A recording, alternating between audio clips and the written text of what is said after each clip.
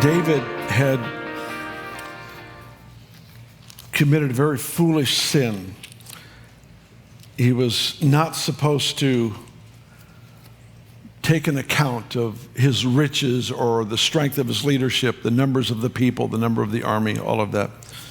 And he violated that specific command of the Lord. He wasn't to count, but he violated it. When he did, sin releases consequences, and the nation began to suffer. And he pled with the Lord for the Lord to lift that was released on the nation by his own sin. And the Lord gave him a specific assignment, very fascinating, told him of a place where he was to make a sacrifice, where he was to give an offering. And it was at somebody else's place, somebody else's threshing floor, someone else's geography, somebody else's property.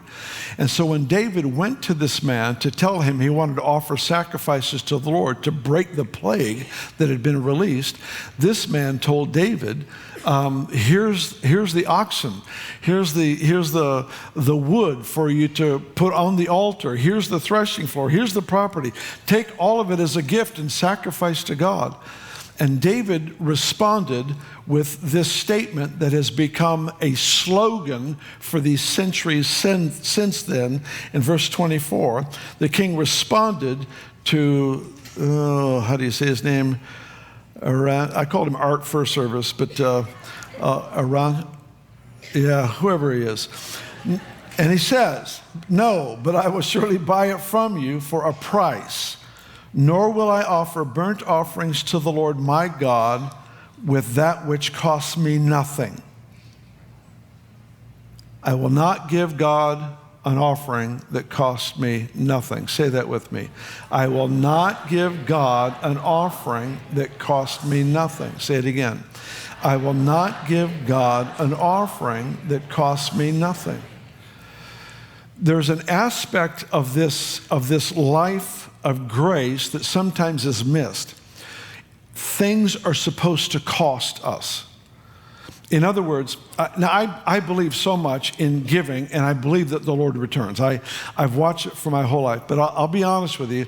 I gave sacrificially in early years, and I've watched this happen countless times, where somebody will just come to the Lord, they'll hear about tithing, about giving offerings, they'll act in obedience to the Lord, and that week they'll get the most extraordinary breakthrough of their life. How many of you know that doesn't happen every week that you give from that point on? How many of you figured that one out?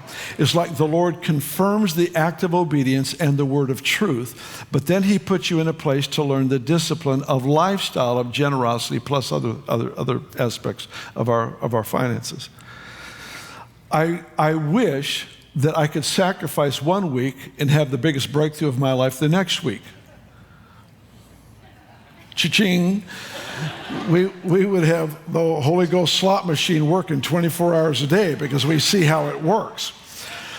And to be really honest with you, I'm seeing breakthrough today that I sowed into 20 years ago.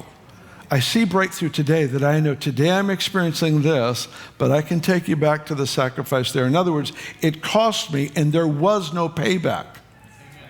That's the point. There was no payback.